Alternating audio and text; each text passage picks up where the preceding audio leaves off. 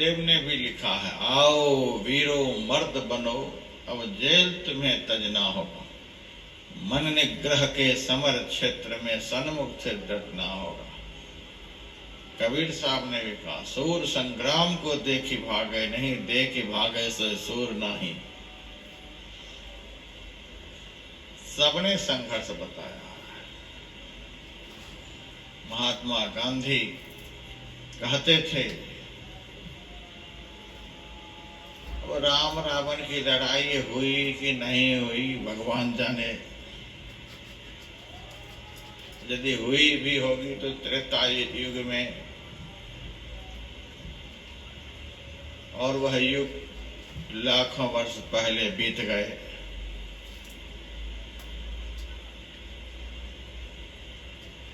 वह कथा कब के खत्म हो गई। लेकिन वे कहते हैं, मेरी समझ से राम रावण का युद्ध आज भी चल ही रहा है। महाभारत की लड़ाई द्वापर में हुई, कौन मरे कौन जिए भगवान जाने। हुई भी होगी तो हजारों वर्ष पूर्व हुई होगी। लेकिन मेरी समझ से महाभारत का युद्ध आज भी चल ही रहा है।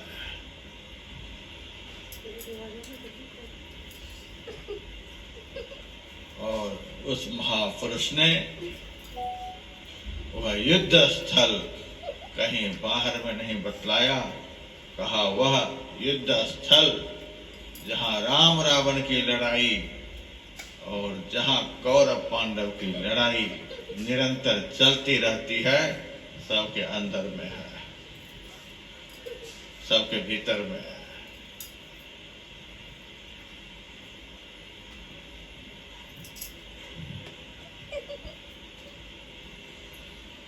राम रावण की लड़ाई की बात जब शुरू हो तो अपने शरीर के अंधकारमय भाग को लंका मान लीजिए। आंख जब बंद हम लोग करते हैं तो पहले अंदर में अंधकार दिखलाई देता है। तो अंदर में अंधकार ही अंधकार नहीं है। आंख से नीचे का भाग पिंड कहलाता है। पिंड में 9 द्वार हैं। शरीर के पिंडस्थ 9 द्वार में जो स्थान है, यथार्थ में वही लंका है। उस लंका में जब तक जीव रूपी विभीषण रहेगा तब तक दुखी ही रहेगा, प्रताड़ित ही होता रहेगा, अपमानित ही होता रहेगा। जीव रूपी विभीषण को भगवान का आश्रय लिए बगैर और भगवान का आश्रय लेकर, अर्थात इस शरीर के अंदर परमात्मा रूपी राम भी विराजमान है। सृष्टि के कण कण में रमण करने वाले तत्व को राम कहा गया है। ऐसे राम भी हैं। उस राम का जब तक यह जीव आश्रय नहीं लेगा तब तक मन रूपी रावण की मार खाता ही रहेगा। हम लोगों का बहिर्मुखी मन, विषयी मन, पिंडी मन, अधोमुखी मन यथार्थ में रावण है। इस रावण से शरीर के पिंड भाग रूपी लंका में जीव रूपी विभीषण का निरंतर संघर्ष चलता ही रहता है। और महाभारत को देखें, इसी शरीरस्थ पिंड भाग को कुरुक्षेत्र भी बतलाया गया। इसके अंदर आश्रय प्रवृत्ति, दैवी प्रवृत्ति, आश्रय प्रवृत्ति ही दुर्योधन है, दैवी प्रवृत्ति ही युधिष्ठिर है, पांडव है। इन दोनों प्रवृत्तियों में अंदर में संघर्ष चलता रहता है।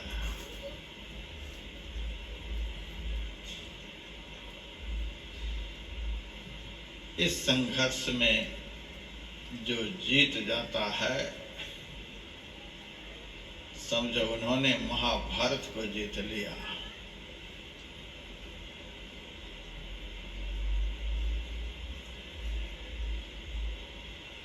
तो इस प्रकार से हम लोगों के अंदर में निरंतर युद्ध चलता ही रहता है, और इस युद्ध में प्रवृत्त होना असली योद्धा का काम है।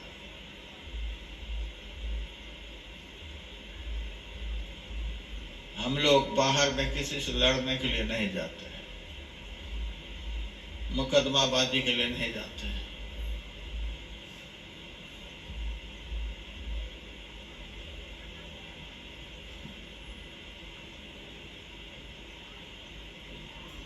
इस आश्रम के बगल हैं, साध संग्राम तो विकट बेरामती, सतियो सूर के खेल आगे।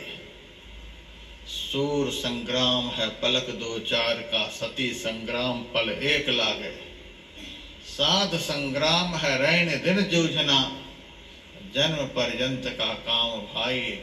कहे कबीर टुकबाग ढीली करे, उलट मन गगन सा जमी आई। साधक का संग्राम, साधु का संग्राम, सज्जन पुरुष का संग्राम बाहर में नहीं चलता है, बाहर के शत्रुओं से नहीं चलता है, भीतर में चलता है, भीतर के शत्रुओं से चलता है।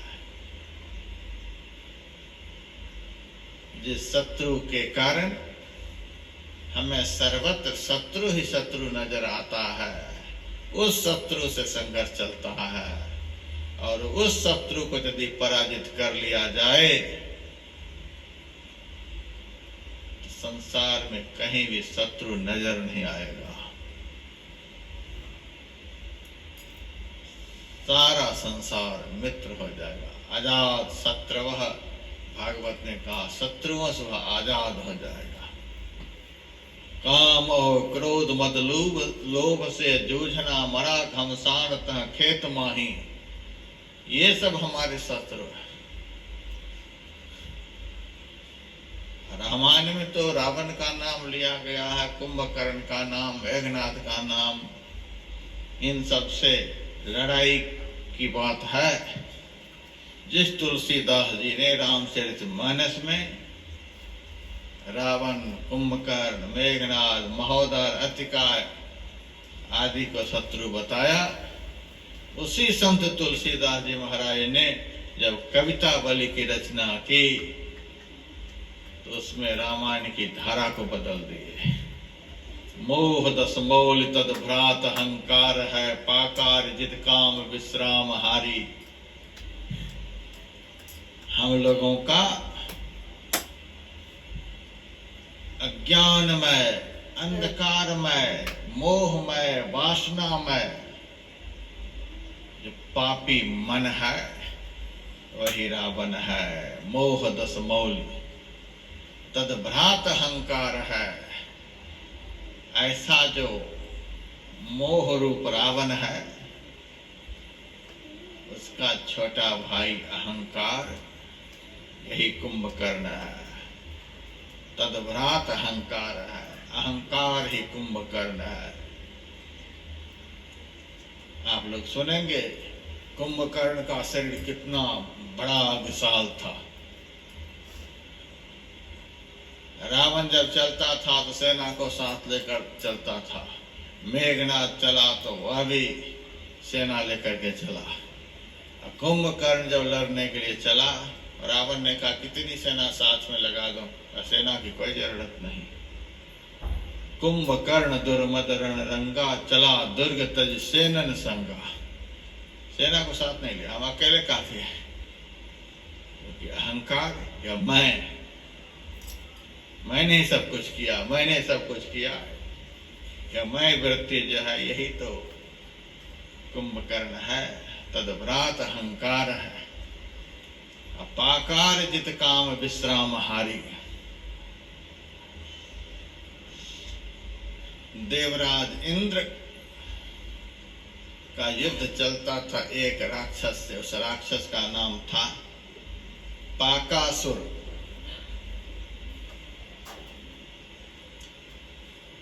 इंद्र ने उस राक्षस का वध किया, इसीलिए इंद्र का नाम पाकारी रखा गया। पाक नामक असुर के दुश्मन पाकारी। ऐसे पाकारी अर्थात ऐसे इंद्र को जो जीत लिया, उसी को इंद्रजीत मेघनाद कहा गया। पाकारी जित, इंद्र को जीत लेने वाला कौन? मेघनाद। मेघनाद कौन? काम।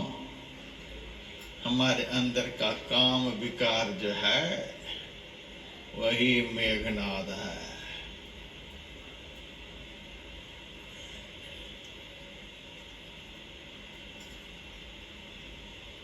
जब रावण के ऊपर विजय प्राप्त कर, सीता जी को प्राप्त कर भगवान अयोध्या गए, एक दिन सभा में सबकी वीरता की वार्ता होने लगी। लंका की लड़ाई में सबसे बढ़कर वीरता पूर्ण कार्य किसने किया? कोई अंगद का नाम लिया, कोई हनुमान का नाम लिया, किसी ने राम का नाम लिया। रावण कुंभकर्ण को मारने वाले राम। किसी ने लक्ष्मण का नाम लिया।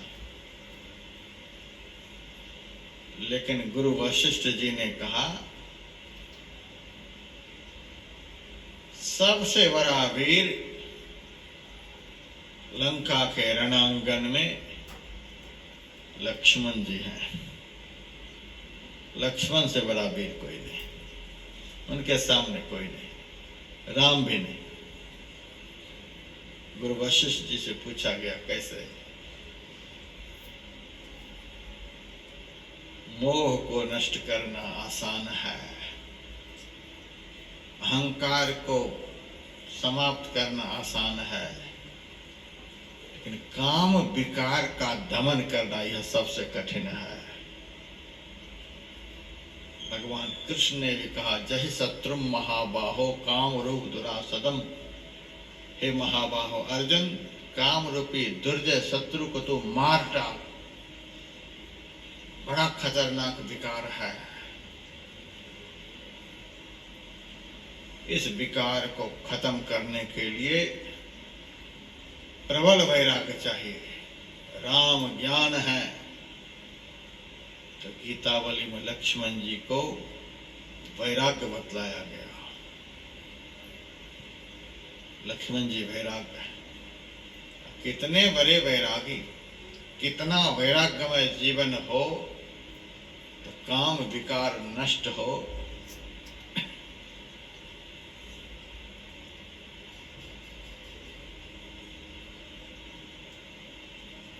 मेघनाद जब तप कर रहा था तो उनकी तपस्या से प्रसन्न हो गई निकुंभिला देवी।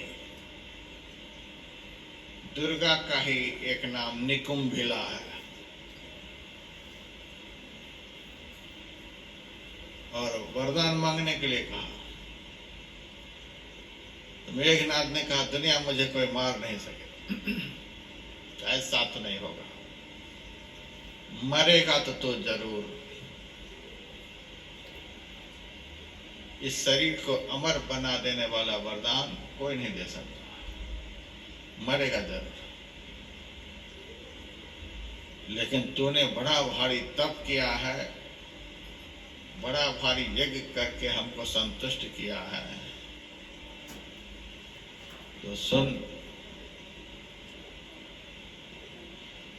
दो विधि से ही तुम्हारी मृत्यु हो सकती है। पहली विधि, जो तुम्हारे यज्ञ को भी ध्वंस कर दे, उसी के हाथ से तुम्हारी मृत्यु होगी। दूसरी विधि, तुमको वही मार पाएगा जिसने 12 साल तक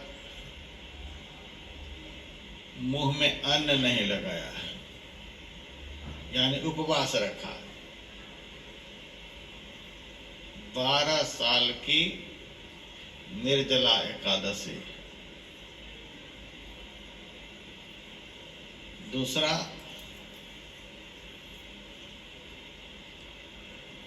जिन्होंने 12 साल तक नींद का त्याग कर दिया है। तीसरा, जिन्होंने 12 साल तक अखंड ब्रह्मचर्य व्रत का पालन किया है।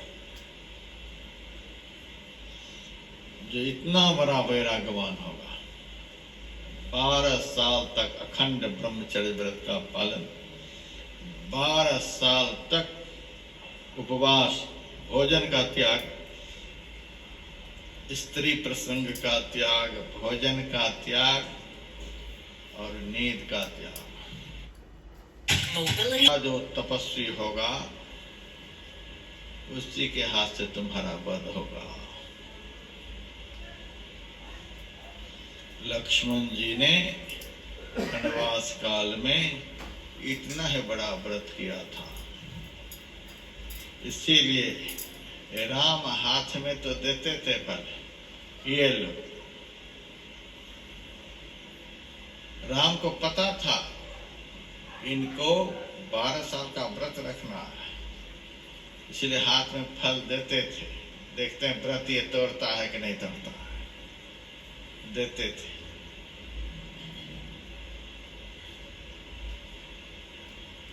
तो देते थे तो ये इधर उधर कर देते थे या फेंक देते थे, किसी को दे देते, खाते नहीं थे।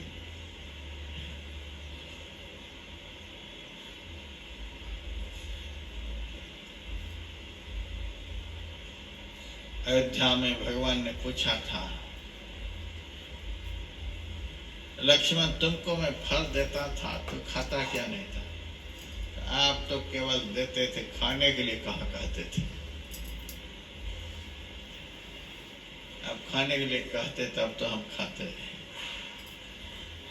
और आपको पता था यदि यह खा लेगा तो मेघनाथ को नहीं मार पाएगा। यह संकेत है, मेघनाथ पाकार जित काम विश्राम हारी, शांति का हरण करने वाला, विश्राम को हरण कर लेने वाला, सुख आराम को नष्ट कर देने वाला। यदि कोई सबसे विकराल विकार है तो काम विकार है, और इस विकार को पराजित करने के लिए इतना बड़ा तप करना पड़ता है जो लक्ष्मण जी ने किया। निकुंभिला माता ने कहा, बेटा मेघनाथ, तुम्हारा वध वही करेगा जो तुम्हारे यज्ञ को भी ध्वंस करेगा और जो इतना बड़ा व्रत किया हुआ होगा। इसीलिए गुरु वशिष्ठ जी ने कहा कि लक्ष्मण के ऐसा वीरता पूर्ण युद्ध किसी ने भी नहीं किया। सब तो कंदमूल फल खाते रहे, जो मर्जी खाते रहे, लड़ते रहे, खाते रहे, लड़ते रहे, खाते रहे। इसीलिए धराशायी भी होते रहे, पछाड़ते भी रहे। लेकिन लक्ष्मण जी खा भी रहे हैं, लड़ भी रहे हैं। 12 साल पूरा होने से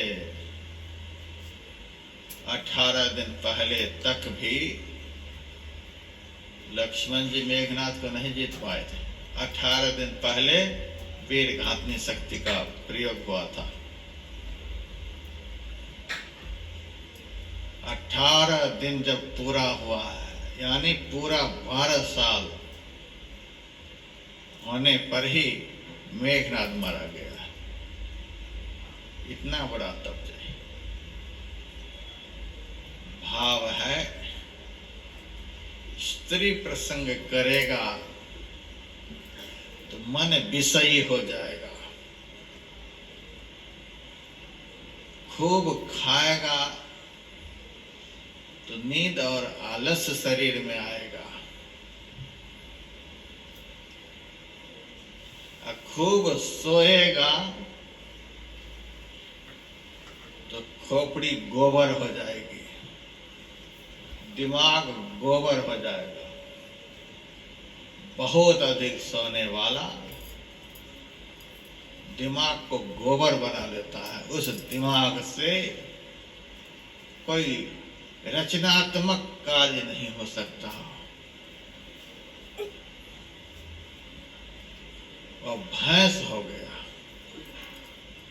तमोगुण से भरा हुआ रहेगा तो ध्यान के समय या तो नींद या तो गुनाबन, या तो नींद या तो गुनाबन।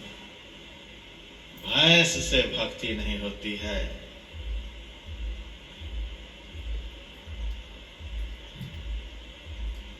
कबीर साहब की वाणी में, आम डारी चढ़ कछुआ तोरे, गिलहरी चुन चुन लावे, कहे कबीर सुनो भाई साधो, बगुला भोग लगावे।